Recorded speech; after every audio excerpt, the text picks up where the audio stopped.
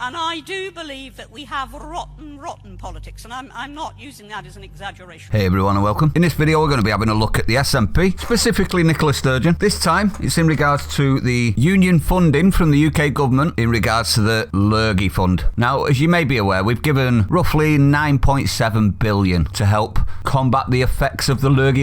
Well, Stephen Boyle, who is the Auditor General for the Scottish Parliament, has actually said that out of everything that they've spent so far, they've only actually spent 7 billion, which effectively leaves 2.7 billion that's unallocated and not spent by the SNP. Should we have a quick look at what Sturgeon's excuse for this was? Should we have a look why they're having trouble with their own budget? I've not had the opportunity to read the Auditor General. It will be in the massive pile of paper that I will plough my way through later today and into the evening, no doubt. That was I didn't see nothing, Your Honour. Ignorance is no excuse.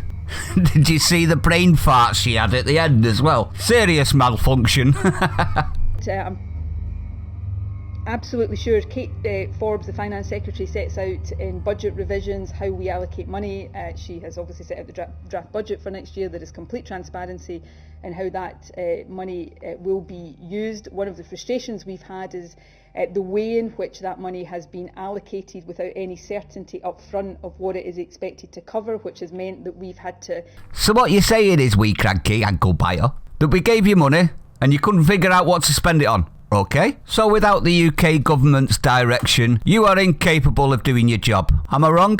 Make sure we don't overspend in some areas and then find that we don't have money to cover other things. So there's been, to some extent, understandably, given the unique nature of what we're dealing with right now, but there's been not the normal clarity for us when we've been allocated consequentials that there usually is of exactly what it's meant to cover. But that is all set out to Parliament in budget revisions in the normal way. So they left it to you, but you didn't know what to do. That's your excuse, is it? Now, as you can tell by that, Scotland, this woman has no idea what to do. If she's not, as she said, outlined the budget, i.e. given where to spend it, it's obvious that they haven't got a clue where to spend it, hasn't it? Now, it doesn't bode well for independence, does it, though, to be honest? Does it really? I mean, if we're giving 9.7 billion as a relief fund and she's not bothering to spend it, one, it gives me the impression that they're hoarding it for some other reason. I don't know, maybe an election campaign, which is not what the money's for. And two, they just haven't got a clue what to spend it on after. If that's the case, how are they going to have a clue what to do with your economy? How are they going to have a clue what to do with trade deals and things like that in the future? Doesn't bode well, does it, Scotland? Now, there is a backlash from this, I think, and it comes in the form of Rishi Sunak, as he's actually announced that he's going to hand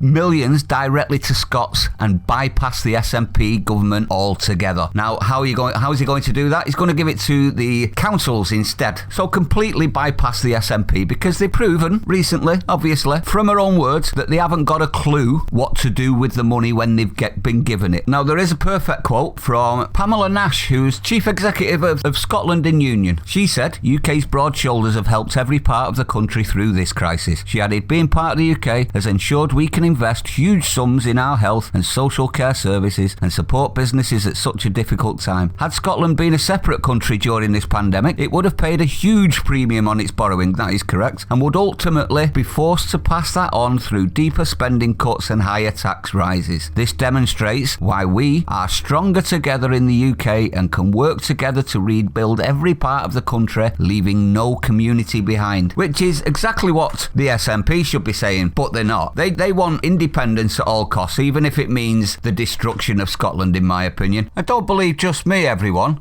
This is Neil Oliver and his take on the performance of the SNP. Have a listen to this. You know, we will now improve the lot of the many. Yeah. And if you can't, if after 14 years all the evidence shows that you've made everything worse, then you can't do it, and you've been in place for too long. And everything has gone down: education, health, the hospitals that can't open. You know, 100 years ago, one in every a tenth of the world's shipping was built on the Clyde. Now we can't build a couple of ferries. They're rusting hulks on the Clyde. Yeah. The bridge that has to close because if it's icy, blocks of ice could wreck cars. Right. all sorts of scandals about individual SNPs. You know, the person who was being groomed effectively as the First Minister's successor, Mackay, I mean, he had to step away because he had been sending hundreds of tweets to a schoolboy, calling him cute. So he had to step away. There are legion, the scandalous and tawdry allegations about one MSP after another are too many to mention. They've just been there for too long. It's a fatigue that sets in, an inertia that sets in. They've had long enough to make Scotland a better place, and by most metrics, they've made Scotland a worse place. Right. See what I mean, everyone? But I'd like to know your opinion, everyone. Do you think this is just more evidence that they haven't got a clue what they're doing? They're just saber-rattling with no intelligence behind what they're saying? Because it does seem like the SNP, even when they're given money, don't know what to do with it. Imagine what it'd be like if you were actually having to make your own money and control your own money and make your own deals and all of the other stuff. Imagine that. I don't want to. I want the union to stay together, as everybody knows. If you're new to the channel, don't forget to hit the like, comment, subscribe, hit the bell icon, share it out, everyone. Stay sane, I'll see you on the next one.